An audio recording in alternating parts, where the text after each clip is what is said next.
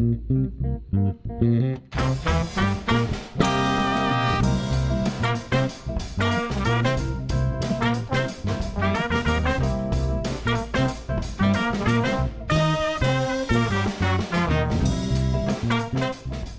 I'm Ted Haftegabber, founder and producer of Live Talks Los Angeles.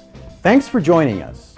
Since we started over a decade ago, we have brought you hundreds of conversations with storytellers, writers, actors, musicians, humorists, chefs, and thought leaders in business and science.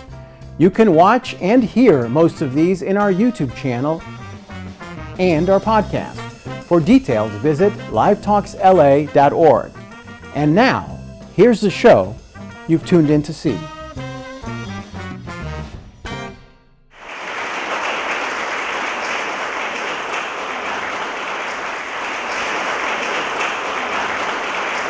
Hello, everybody. Hi, everyone. You've had a very storied career as an academic, and now you've written your first trade book. And one of the things that immediately struck me on reading your book is that it is an optimistic book, which was a real challenge for me, because I'm a pessimist. Oh, yeah. So I don't know, are you an optimist or a pessimist? I'm a willful optimist. Willful optimist. Explain what that means. Well, the truth is, I decided to write the book during the Trump presidency because, like many people, I was quite depressed. But I wanted to will myself out of depression, and I decided to try to figure out what social scientists tell us about where we find hope. And what I discovered, and you're an expert in narrative, I discovered that by being exposed to different narratives, you can imagine alternative futures. And I just don't like to be stuck in a rut, so it's that sense that I'm willful. I very purposefully wanted to find a way out of what I felt was a political and social dead end, as Trump was vilifying trans people and Muslims and then Asians. He was just piling it on in terms of groups that had been able to improve their sense of belonging in the United States for the last few decades. So. Part of the title is a divided world, and certainly I think we also remember and still feel that sense of division in our country and in many of our social circles. And as you were saying, it seems like Trump was the instigator for a lot of that. But there's a surprising degree of empathy in this book, however, for the supporters of Trump as well, who you feel have also been stigmatized in their own way. Well, that's really one of the challenges of the book, to say dignity is something that's essential to all human beings. And I believe that one of the possible solutions to avoid the re-election of Trump is to offer, to not dehumanize the MAGA people, to understand where they're coming from. I think understanding this is not, being naively Pollyannish. I think it's really to understand that when people feel deeply disrespected, you push them in a corner. And I wrote a few years ago a book titled The Dignity of Working Man, which explains how they really are very motivated toward affirming their moral worth. That's where they get the sense of worth. And a lot of their embrace of Trump, I think, has to do with the fact that Trump is kind of a genius at telling them the downward mobility you experience, it's not your fault. It comes from globalization. It comes from an immigrant who are taking your job. So I think it's possible to help prop them up without necessarily, making them feel like it's all their fault. And I think the Democratic Party urgently needs to figure out how to not so much embrace the values of the cosmopolitan elite that votes for them, but also to figure out how to bridge again the class boundaries that have become so strong. So two of the most famous examples of this, and I think you mentioned them both in the book, of course. The first one is Trump's inauguration speech, which I remember very vividly as well. And it goes roughly along the lines of, he says to the audience, "You will never be forgotten again." Yes. But when he said that, I was pretty sure he wasn't talking about me. I was not a part of the you that he was addressing. But what he was saying works very much in lines of what you're saying. He was recognizing people. He was seeing people. He was validating their experiences. He was claiming that they had been demeaned or stigmatized or forgotten in some way. So he already had, at the very least, an intuitive understanding of at least one of the core arguments of your book, which is about seeing others. Yeah. But also specifically saying that the Americans that he was addressing were the others. Yeah. Do you agree with that? I think in the context of American politics, they are, to the extent that, I'm not the only one saying that the college degree has become the basis for a caste system in the US. If you don't have the college degree, you're excluded from so many things. And there's also the rural-urban divide that's associated with the cosmopolitan, non-cosmopolitan divide that drives so many things. And that's not only in the US, but also in Europe. If you think of the Chancellor of Germany, he was also elected by celebrating the dignity of workers. So I think this is something that goes far beyond the US and that we need to understand better, especially since the values of the upper middle class are celebrated all the time through mass media, and we don't realize. I learned recently that 40% of American kids receive free lunch. And this is something that is quite mind-boggling to me, given, who knows, in the middle class, the extent to which we have contact with low-income people has declined drastically over the last decade. The extent to which there's relationship across classes is diminishing as residential segregation is increasing. So it's really a problem. If you pay attention to social media and what people are saying, if you pay attention to academic articles, if you pay attention to newspaper pundits and op-ed writers, there's clearly a sense that the economic divide in the United States has been growing. The sense of economic inequality is felt very deeply by people, not just in an abstract way, but in very material ways in terms of what can they afford to buy, what can they afford to rent, and so on. And so ideally, supposedly, the Democratic Party should be the party that should be addressing these kinds of things. But in your book, I think you're arguing that they are not. And the other example I had in mind was Hillary Clinton saying that Trump supporters are the deplorables. And this seems to be a failure of this recognition that you're arguing for. And the inability to come up with new leaders within the Democratic Party that could bridge the divide. Biden at least was a union man. He was able to speak to union members. With the UAW, for instance, strike this fall, he went on the picket line and he, of course, said, "You're part of the middle class." I felt quite upsetting, the fact that he wouldn't describe them as workers, which they are, So even him, who has such deep roots in the labor movement, is thinking that if you celebrate the American citizens as anything but middle class people, you're making a mistake. So the reverberations of this, I think, are just enormous. So many complex issues are involved here in what we've just been talking about. Obviously, there's economic inequality and all that means in terms of the way that benefits and opportunities are being distributed. But then there's also the other angle you're focusing on, which is the one about narratives and conversations. Who gets to be seen, who gets to be discussed, and all of that. And the focus of your book is on the latter part of that. But before we get to the narratives and the seeing and the necessity for conversations, and your argument that we really need to think about recognition, what about redistribution? That's another word that comes up in your book, but it's not the focus of your book, right? Yeah. But redistribution is really hard in our country, because if you even say the word redistribution, oftentimes the response might be, "You're a socialist or a communist." And so how do we even get to the point of redistribution in order to address some of the issues that you're talking about? Well, the background, I think, is that in the social sciences, there's always been this tension between redistribution and recognition. There's a famous debate that's exactly about this. And a lot of people on the left say that talking about recognition is just a distraction. It's offering people crumbs, as opposed to giving them what they really need is resources. So there's a new book that came out recently by Yasha Mung, The Identity Trap, that kind of opposes identity politics, saying it's really not what we need. We need to embrace universalism and mostly redistribute resources. All the resistance to redistributing resources are often based on different conceptions of who deserves what. It has to do with moral boundaries. And it's happening all the time, like free lunches at school are redistribution. There's plenty of redistribution.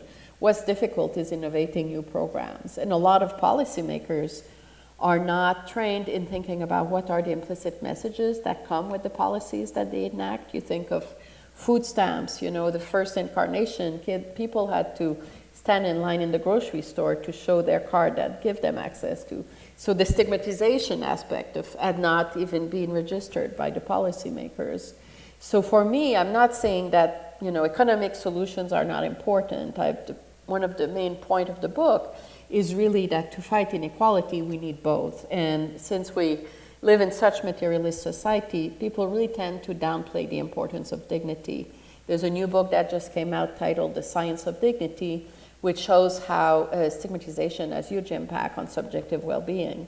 And, we all need this. This is essential to all human beings. And I think it's one of the ways to create a bridge between people at different ends of the political spectrum to recognize the fact that the working class men, people who have experienced downward mobility over the last decades, they're embracing nationalism, white nationalism, in part to increase their own status. And if we don't acknowledge where this comes from, I think it's a dead end. Many people say we should not pay attention to them since they're racist.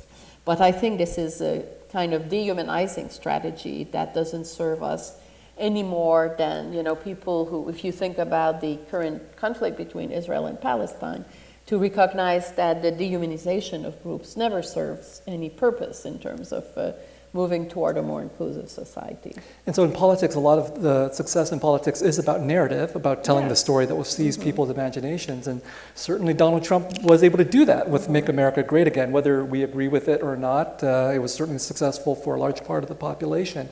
Where has the Democratic Party failed then in terms of being able to offer a different kind of narrative that might be just as persuasive in order to get to recognition and redistribution? Well, I think they're very much, not being very effective. They've tried to redefine themselves as owning, the family, those terms that are so central to the rhetoric battle in the US, who owns America, who owns the family. And I just think they've not been very effective, which goes hand in hand with the fact that they've been such a disaster when it comes to creating the next generation of leaders. Well, I think part of the argument you're making is that they've had a problem coming up with a persuasive or memorable narrative because they haven't been recognizing everybody as they should, right? The Democrats or liberals in this country have been actually pretty good, it seems to me, at exercising a certain kind of recognition of, let's say, people of color or queer people and so on. But in your book, you're arguing that paradoxically they're not recognizing working class people, poor people, certain kinds of white people, for example. So, recognition, why is that important? Well, the book also draws on 80 interviews with Gen Zs, and what we find when we interview, I didn't interview them, I had research assistants since they don't want to speak to boomers, but what's very salient in these interviews is that for them recognition is absolutely crucial.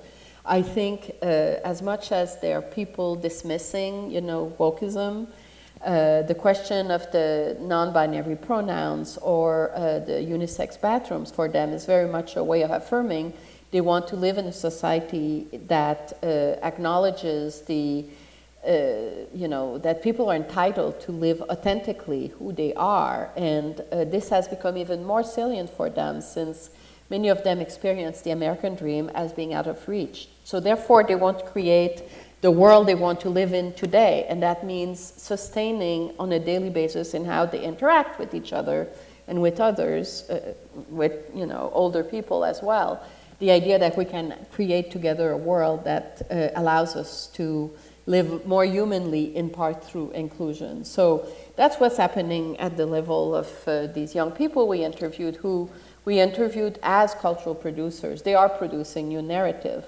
But the book also draws on 185 interviews with people who are producing narratives in other parts of the public sphere. So there's 75 interviews with Hollywood creatives and stand-up comics, but also policymakers and people who are working in social movements to create, to be advocates for various groups. So the book, frankly, it's very much to try to explain to the general reader why, in order to move toward a more hopeful society, The solution is not to ask people to have more grit, to ask people to pull themselves by the bootstrap, but more to create an environment which sends messages about more groups being worthy.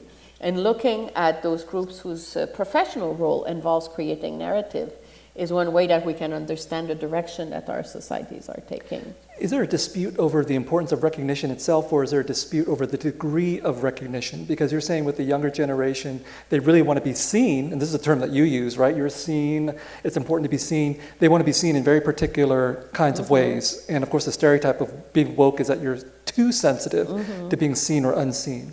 But as you interview these various creative people who are comedians and making movies and TV shows and the like, of course they understand also that being seen is a kind of a politics, right? You want to have your face, your story on the TV screen, for example, or in the show. Is that the same kind of recognition, or is there I'm just trying to understand, is there a degree of difference that's involved with people based on their generations or their professional careers? Because I can imagine that the Trump supporters want to be seen too, but they're also being dismissive of this younger generation with their pronouns. Yeah, absolutely.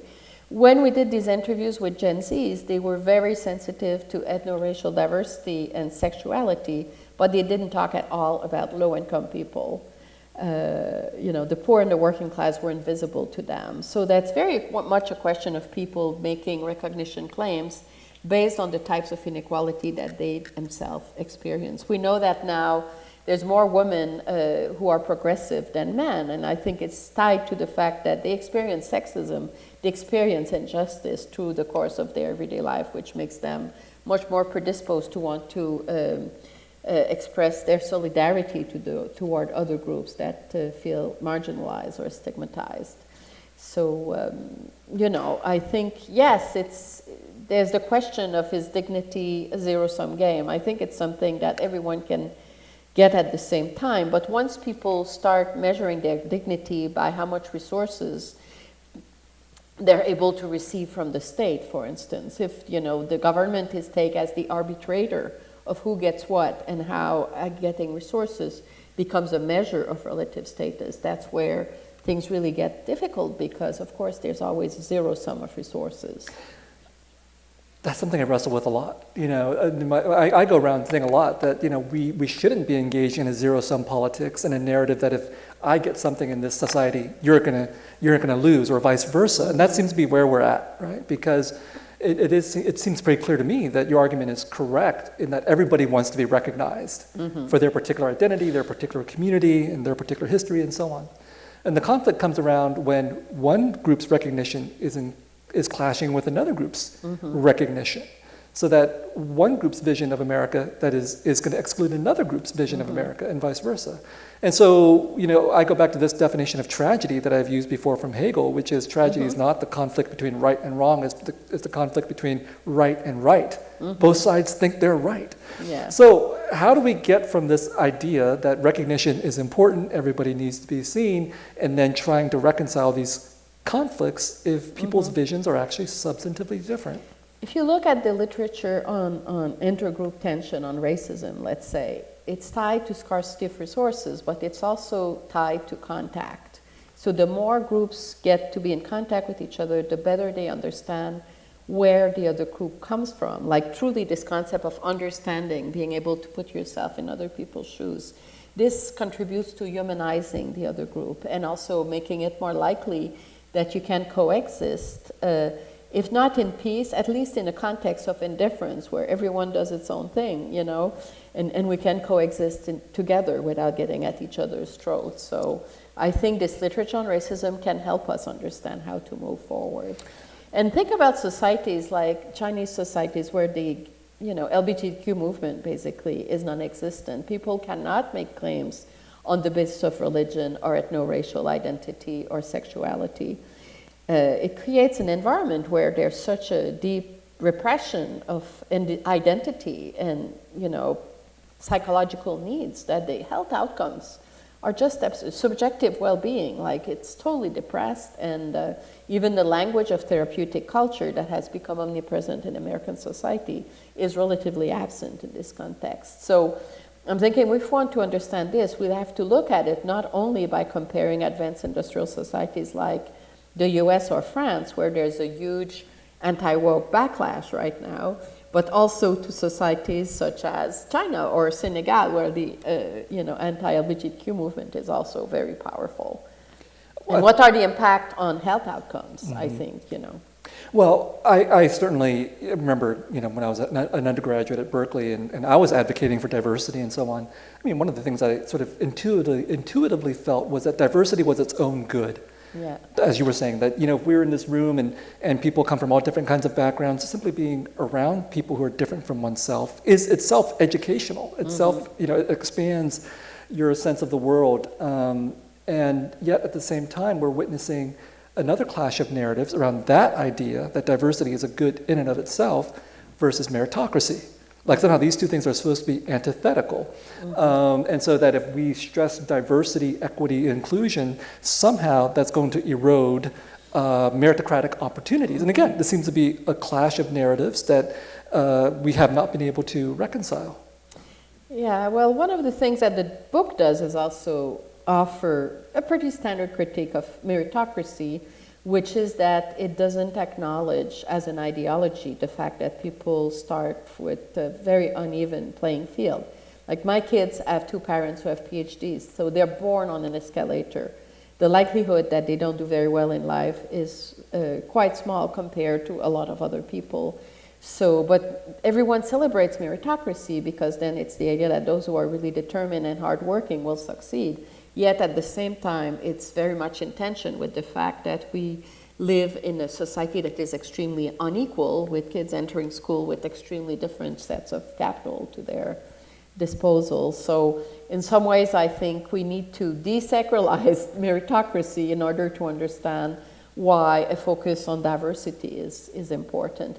At the same time, with the institutionalization of DEI programs, a lot of what large corporations have done is think about, bring in a few more people of color or a few more women that will make a difference. I think what we're thinking more about now is that, especially since Gen Zs have been, with the Great Resignation, really resisting getting jobs that doesn't allow them to be all they want to be, I've been arguing that, the solution for employers is more to create a workplace which allows everyone to be treated humanly and to give people the time they need to take care of their, elderly parents or their children, so that they are not only viewed as, producers and competitive workers, but also that they're viewed as caregivers and in connection with a much more pluralistic understanding of what gives us values as human beings, not only as workers and moneymakers, but also to the complexity of the roles that we accomplish. So you are an optimist because you're looking at capitalism and you think, or you're arguing, or proposing, that we can have a humanistic capitalism, that we can have a capitalism that actually takes care of people, whereas a contradictory argument would be, well, capitalism's entire basis is to dehumanize us in the race to the bottom, right? How do you, so I'm assuming you are the optimist about capitalism. No, I mean, as a young student, I was a huge fan of Herbert Marcuse, who wrote this book, The Unidimensional Man. And he's part of a tradition that was very much criticizing capitalism for limiting the fact that, as human beings, we are really multidimensional, and capitalism moves us in the direction of simply being producers of goods and wealth. So yes, you're totally right, that's where I come from. But at the same time, in the context of advanced industrial societies, I think we have to function in the context of inclusive capitalism, because the alternative is simply so out of reach. And the book proposes several approaches to, reducing stigmatization, and the promotion of a multiplicity of criteria of worth is one of them, and the celebration of what I call ordinary universalism, which is really to emphasize what we all share as human beings. So that goes in line with recognizing the needs of the downwardly mobile working class. And when in my book, The Dignity of Working Man, I interviewed workers, they kept saying, you have to treat people as people.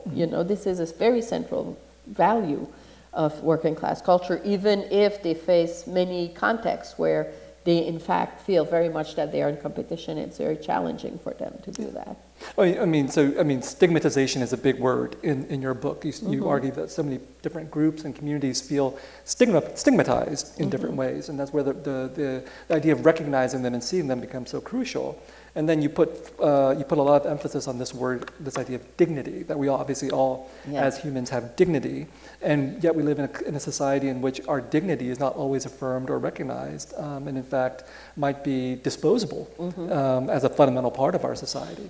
And when you interview the younger generation, these college students, Gen Z, there seems to be a certain pessimism in this generation about the American possibility. I think you talk about their specific disenchantment with the American dream, for example. Is that a dead concept now for a new generation? Well, the surveys show that there's a lot of doubt about it. Many people think that they can themselves achieve the American dream, but the average American can't. And the Gen Zs were preceded by the millennials who entered on the job market in 2008 at the time when, they had a lot of problem finding jobs. And it's a generation that has not been able to buy real estate, for instance. So in some ways, to imagine a life that's organized around, buying a house and, the traditional American dream that drove the generation of, the boomers simply seems totally unrealistic. And then we know also that this young generation, we face, there was a huge article in the New York Times a few days ago about the enormous mental health crisis that the 18 to 25 group faces now. And all of us who teach in colleges, we experience it all the time. We have to take care of the mental health of our students, which is not necessarily what we had originally signed for. So I think that's one reason I'm optimistic. I think we have no choice. If you have, to this you add the opioid epidemic and the death by despair that economists like Case and Deaton write about, which is really pervasive in much of, rural America. So we need to think about we have no choice in terms of finding sources of hope, which is also what drove me to write this book. Well, one of the sources of hope is this Generation Z. And as I was reading the book, I was struck by how you definitely wanted to uplift this generation, to point out all the ways in which they're actually giving us hope by various kinds of attributes. Because obviously we live in a time when there's a lot of intergenerational strife and stigmatization going on. But I'm wondering, isn't that always the case? Isn't every generation hopefully a source of optimism in its own way?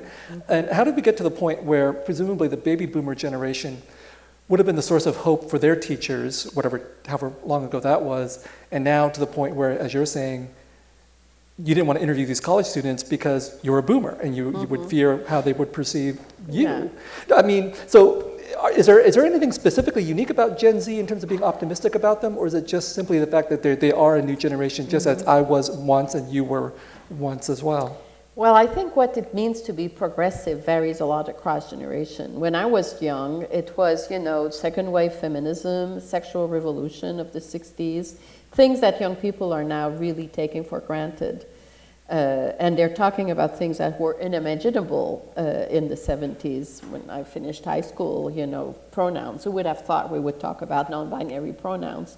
So it's difficult to compare generation to generation for this reason. But indeed, young people always perceive as a source of change. And there are books that have been written on what happened to the boomers as they are now in their 60s. And it's still a group that thinks of itself as very progressive.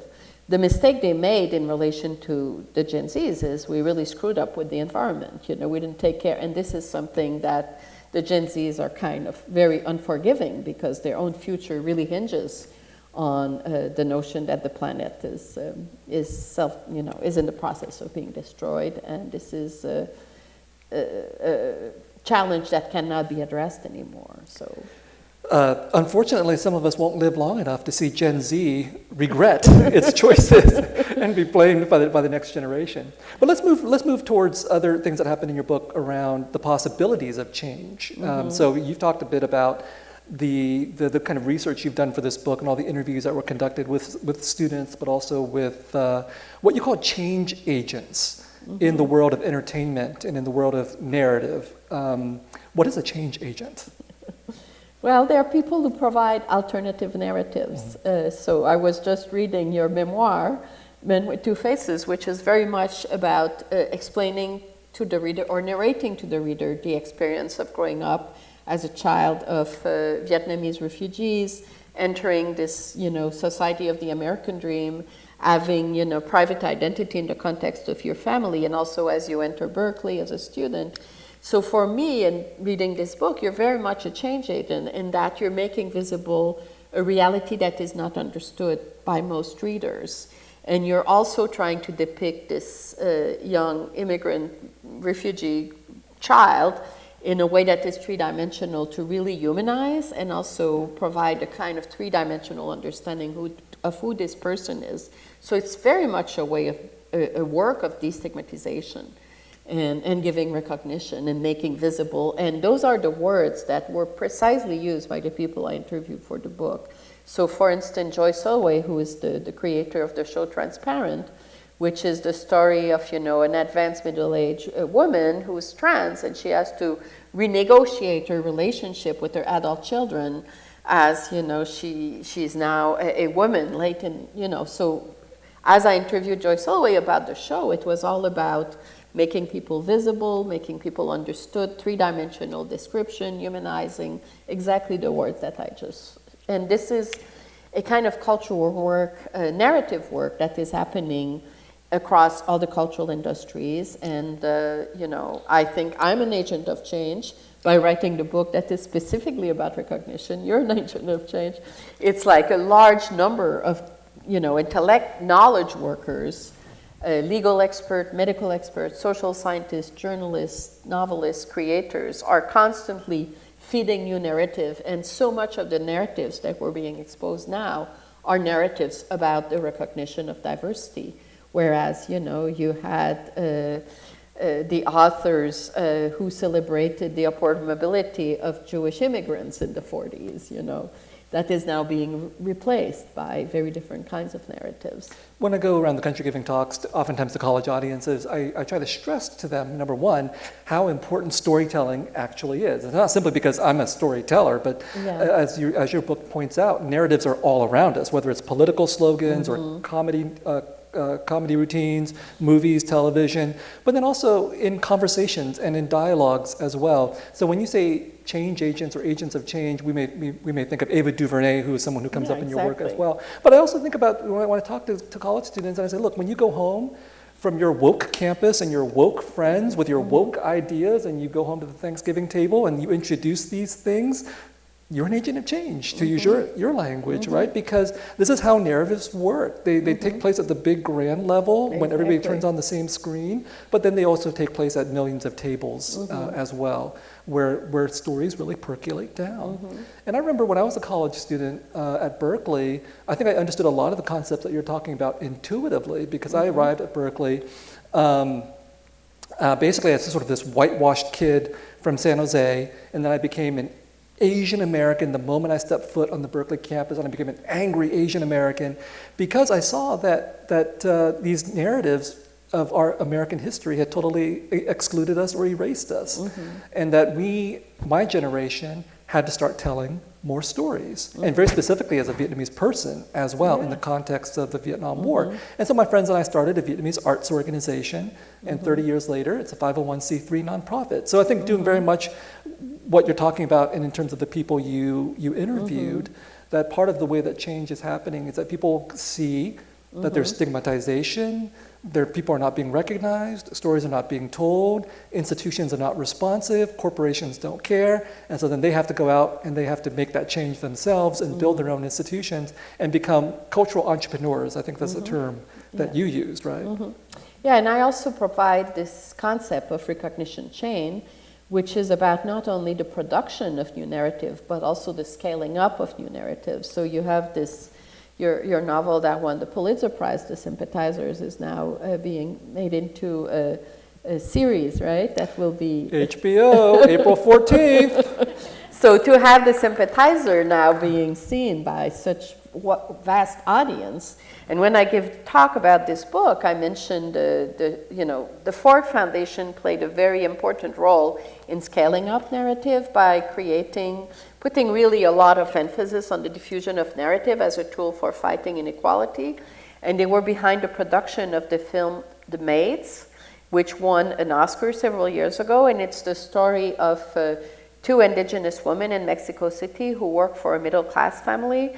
And the film is totally centered on these women. The middle-class family is blurred in the background, which never happens normally when you see, you know, maids in a movie. And one of them is trying to decide whether she's going to get an abortion. So the film humanizes them, provides a tridimensional visions of them. But what happened is also that this became a Netflix, and truly had a huge impact, I think, in people on making visible groups that are typically invisible, you know. And just now, it's Beef, the show that depicts Asian Americans, right?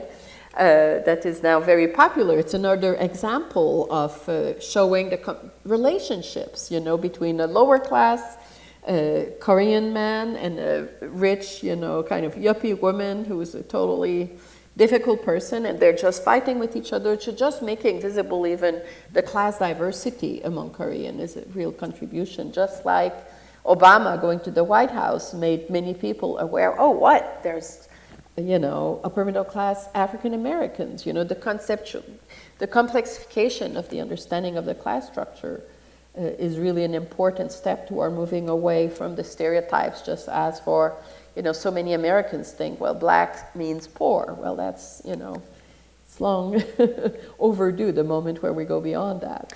I'm an optimist about recognition chains, because I remember when I was at school at Berkeley, you know, I wanted to be a writer, and there was very little Asian American literature out there, which is where I saw my recognition. And so every time an Asian American book would come out, it would happen like once a year. I'd rush out, I'd get it, I'd read it. Yeah. And now, 40 years later, I guess, 35 years later, there are literally Asian American books being published every day. I can't even keep up. Yeah. So the recognition chain really worked, because you know, the more you put out the stories, the more you change the dialogues, the more people feel they're seen, the more they feel the opportunities to create, the more they feel that there's the possibility that their stories will be heard and told. And so we see this huge ripple effect in Asian American literature. Yeah. And then Asian American representation on the screen is a lot slower because it costs so much more money. Exactly. Here's another thing I've learned. You know, no one cares about writers because it doesn't cost anything, you know, except our lives to write books. But you want to make a TV series, it's tens of millions of dollars. And so the recognition chain works, but it takes a longer period of time. But as they're successful, they accumulate speed and sort of this chain reaction. So, I mean, to get to the point of Beef took a long time. But I think the shows like Beef, we'll see a lot more of them a lot faster as a result. But part of the obstacle is that it's not, when we're talking about these recognition chains and change agents and so on, they're not just the faces we see on the screens, like the actors and the comedians. But part of the problem is that there are people behind the scenes who control the power, they control the money, they control the access. And they're the ones who, you know, have the possibility of blocking that chain, or I don't know what the metaphor is, like making the chain longer and so on. So what have your interviews reviewed about that? Revealed about the people behind the scenes and their roles in making change? One of the interviews I did that was most, you know, striking to me is an interview with Channing Dunghae, who was at the time the vice president of Netflix in charge with the international programming. So she is the one who decided to make the decision to diffuse Black Panther to Africa and to Asia. And that was extremely powerful, to send a movie that basically provides a very positive story about the African American Black identity across the planet. And she is closely tied with Eva DuVernay, and you know, it really it was a very close network of African American women whose mission in life, Shonda Rhimes, whose goal was really to bring more diversity to the world of entertainment television. And I recently gave a talk there's a big organization in the US called FORHE, which is the association of all the marketing experts in the country. And I gave a talk on the book where I talked about the role of marketing specialists in diffusing a more multidimensional understanding of African Americans. So that was a real trip for me, because this is a group that really has an enormous cultural impact on the transformation of stereotypes.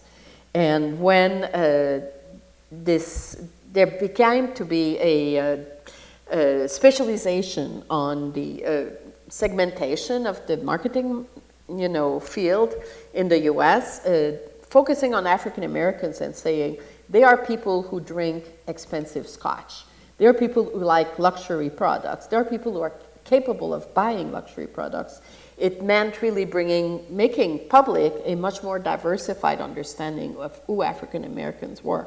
Maybe at the same time it was a promotion of a world based on consumption and neoliberalism, whatever you want, but at the same time it really was, fighting back against very clear stereotypes that were inaccurate. So, I think one of the main arguments that people have made to try to change Hollywood and other kinds of mass industries of representation, like the fashion industry and so on, is that it's a marketing issue, right? Like if you only realized how much commodity power there is in the Black community or the Asian American community or the Latino community and so on, then you would see that you should change whose faces appear on your products or your shows and so on.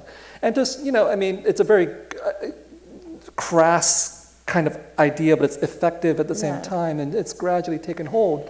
But at the same time, when I look at Asian American representations, for example, I think, great, we're being seen more now. There's more Asian American stories out there, all good. And then I think, yes, but I don't even want to hang out with a lot of these people. It's like they're rich Asians, crazy rich Asians, right? And as you said, part of the dilemma that we face is that there seems to be a tension between, let's say, representing certain kinds of differences like racial, ethnic, gender differences, but not representing like class differences. And exactly, I think, that's the limitation of it. And also I feel it's not only a marketing question, because if you think of yourself as a young man at Berkeley, the anger you had about, the microaggression you experienced, this is about dignity, and it's not only about money, it's also you as a creator wanting to give something to younger people, younger Asian American. You don't want them to experience what you've experienced, and you're very motivated to transform the, dominant representations of who Asian Americans are. You fight about this, and it's not only about making money, it's about creating a world where you feel your identity is recognized, and that's only done intersubjectively. So I think to reduce it to an economic, enterprise is in some ways not accurate, because it's not only making money that motivates people, it's also feeling like you contribute creating a world that is more just and allows more people to be who they want to be. So in some ways I'm less specific, I agree that promoting marketing is not, promoting consumption is not necessarily good in itself, but it helps us move stereotypes about specific groups as being low income. Fine, that's good. So what surprised you in researching and writing this book? Did you come across anything that you didn't anticipate that you might find? That's a tough one. I think, I wrote it during the pandemic, and it was kind of a crazy project from the beginning, because I had never studied creative industries such as Hollywood. And since I started reaching out to various networks to find respondents, people who would be willing to talk to me. And because it was the pandemic, everyone was available. So if you look at the book, the list of interviewees at the end is just absolutely amazing. Heather Boucher, for instance, who's now on the Biden's Council of Economic Advisors, the range of people we were able to talk to was really quite impressive. And also to realize the extent to which this push to use narrative to create social change as a way to fight against inequality, I knew it was there, but I didn't know how dominant it was. And by the time the book came out, there had been Black Lives Matter, and I think there had been so many shows celebrating inclusion that in some ways the news of the book was more self-evident than it was when I wrote the book proposal in 2019, and there was an auction. Then I think it was extremely novel. But by the time the book came out in September, I think, oh yeah, you're telling me that inclusion is, hot now, big news, it's so self-evident now. But on the other hand, I think the book is still very helpful because it gives us the tools to understand how the process unfolds and what difference it makes. And also, now what we're seeing is the counter-reaction. We know students of social movements say there's reaction, then counter-reaction. If I am to write another book on dignity, 2-3 years from now, it's very much going to be about the counter reaction. As we see with, the canceling of critical race theory and major, and, the new laws about, DEI, and it's just going to I think the next 2-3 years will be very difficult. We'll be taking audience questions in just a few minutes, so think of something you might want to ask Michele about seeing others. I think you're right that, that narrative brings counter-narrative. And if we look at the history of the country, at least in the last century, there's been this back and forth movement as different sides have advanced their different narratives, and then they've had a moment of triumph, and then there's been a pushback and so on. So it seems like, through the Obama administration, there was a rising sense that the DEI narrative had won. Diversity, equity, inclusion in the contemporary language, but my language from my generation was more of multiculturalism and the culture wars and the canon wars and things like that. And it seemed like we did make progress, because I remember from the early 90s how scandalous it was that Stanford was going to include Toni Morrison in its core curriculum. People were like, well, if you include Toni Morrison, you're going to have to get rid of some white guy from the curriculum. And now it's not even a conversational point, it seems, any longer. Or is it? Have we gotten to the point where it could be the case that including Toni Morrison might be a problem? Because we're seeing pushback in very serious ways, right? In so many ways that are surprising to us, who might have taken the triumph of the multicultural narrative to heart. But now we see efforts in Florida and in Massachusetts, at Harvard, where you're at, that have been very significant and costly attacks against women, against black women, against queer people, against anybody who would seem to contradict this narrative of universal meritocracy. Absolutely. And it's going to get worse. The person Russo, who went after the president of Harvard, Claudine Gay, showing that she had, plagiarized, is now going after our chief DEI, diversity person at Harvard, showing that she's also plagiarized. So I think a lot of faculty of color will feel very much like they're next in line, and there's going to be a lot of questioning of their legitimacy.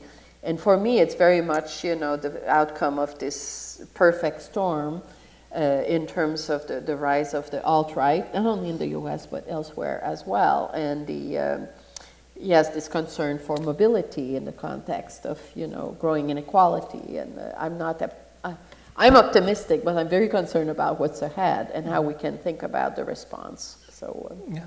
Well, thank you for giving us that optimistic framework and that optimistic narrative, because I think with that framework and with the language that you provide about recognition, seeing others, destigmatizing, narrative change agents, we're equipped with a vocabulary to see how critical the battles over narrative and story actually are. Anybody who might have any questions for Michele Lamont?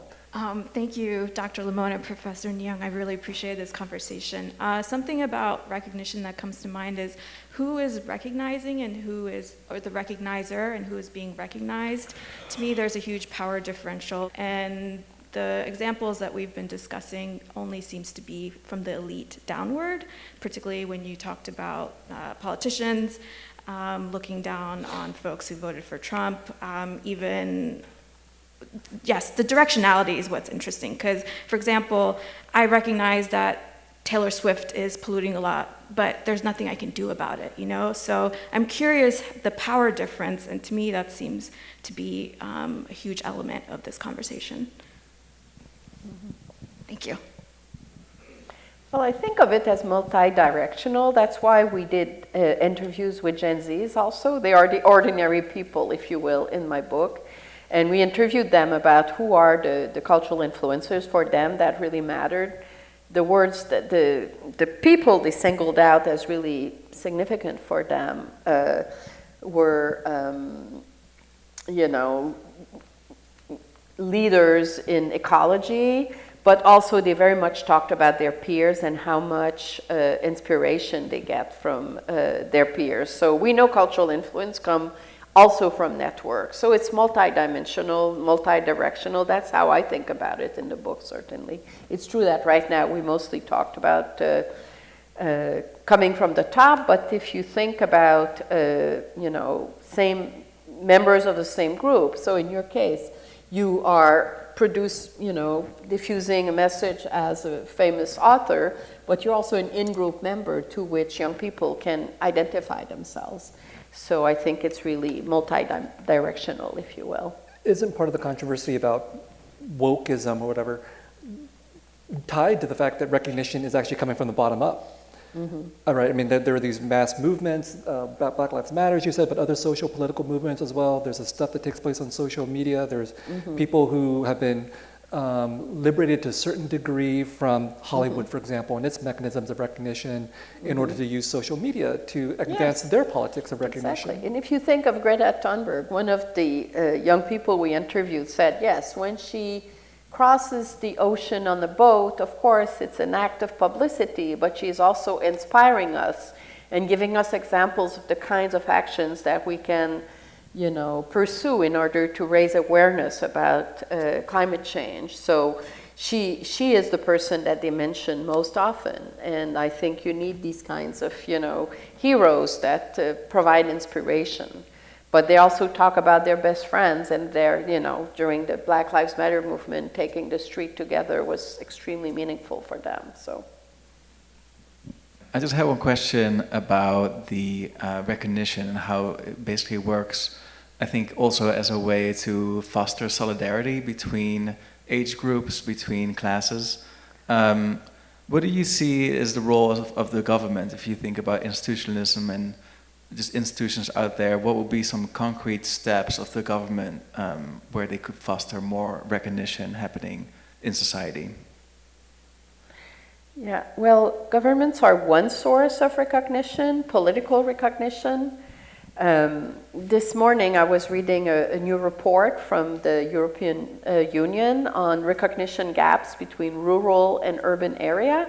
And all the questions were, do you feel that the government of your country, and that's across all European societies, is giving sufficient consideration to the needs of your community? So it's all about the role of government in giving recognition through distribution of resources. And the results are really clear. People in rural areas very much feel that they're being ignored.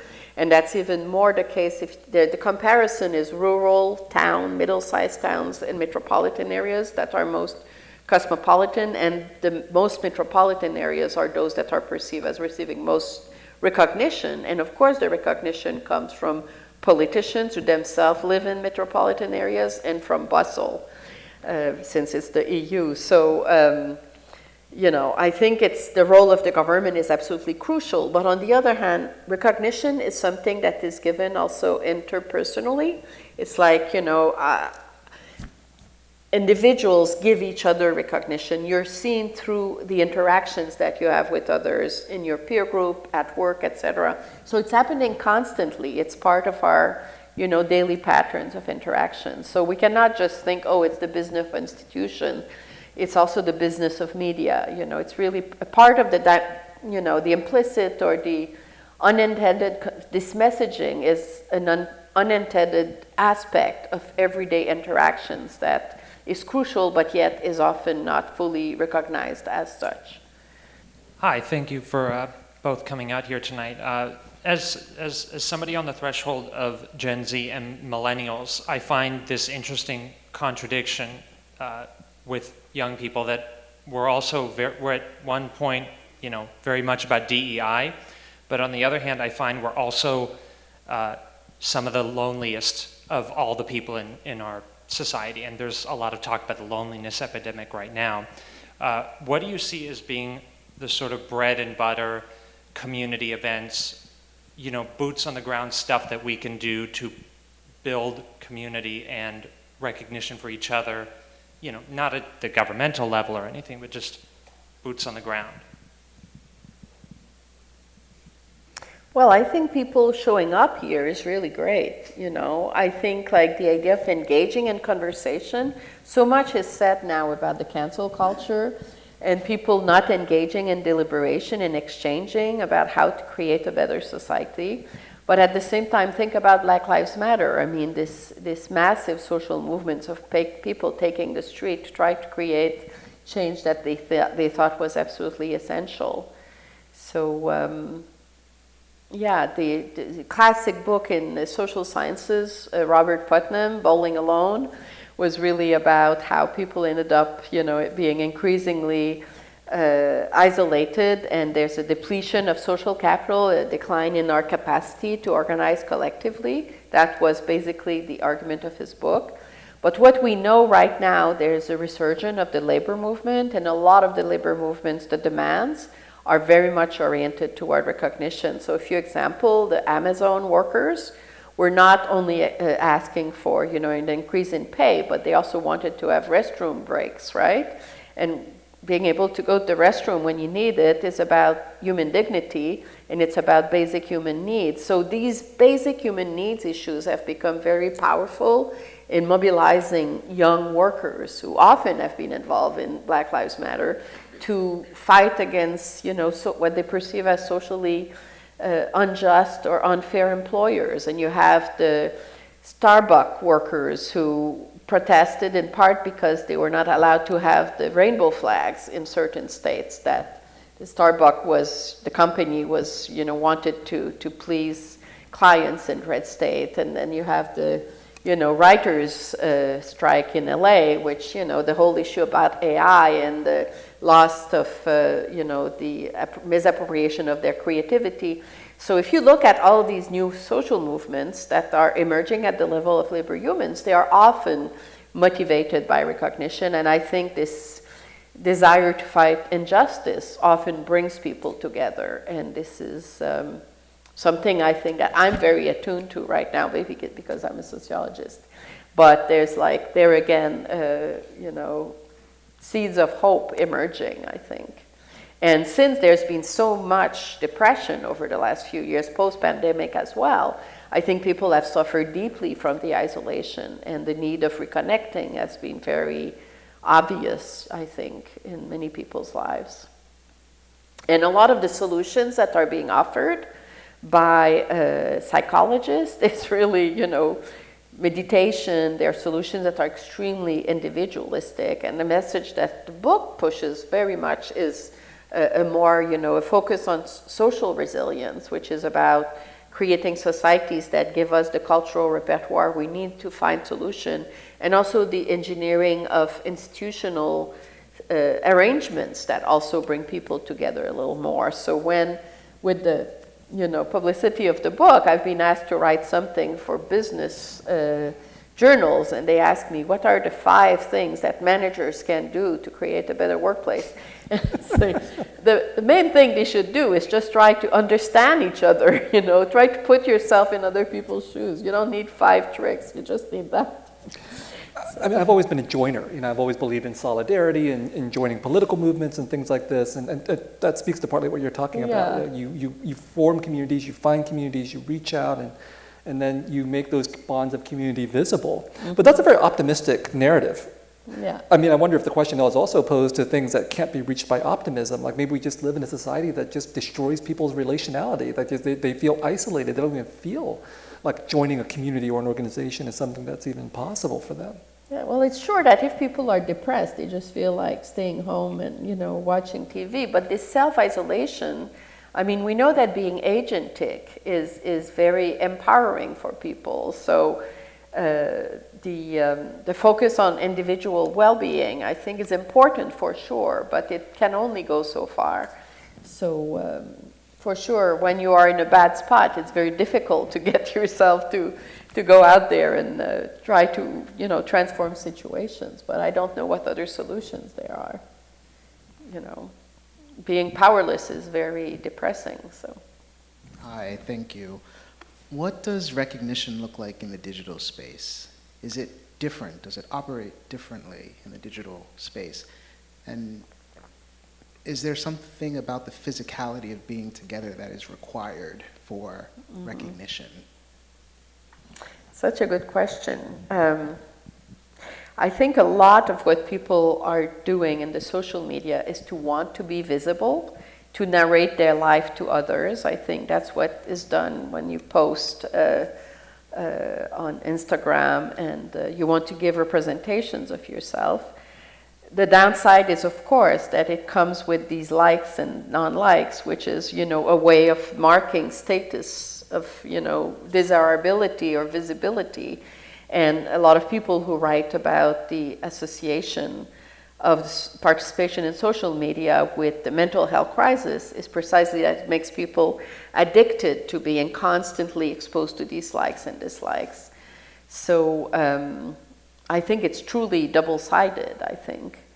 And I think that's also being recognized. As you know, a few days ago, there was this congressional hearings when Zuckerberg apologized to parents of teenagers who had committed suicide because of bullying on the social media. So I think it's a double-edged sword of seeking visibility, but at the same time exposing yourself to being constantly, at risk of rejection.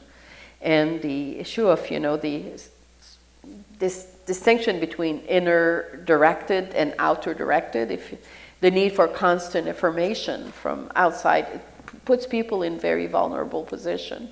This is a classic in sociology, right? David Reisman, The Lonely Crowd, which was written in the 50s when the argument was really that Americans were extremely outer-directed, that they didn't have a sense of their internal value that they could hold on to. That was also fed by the media. So this is the situation that we now face that is acutely destructive, I think. Well, thank you, Viet. Thank you, Michele.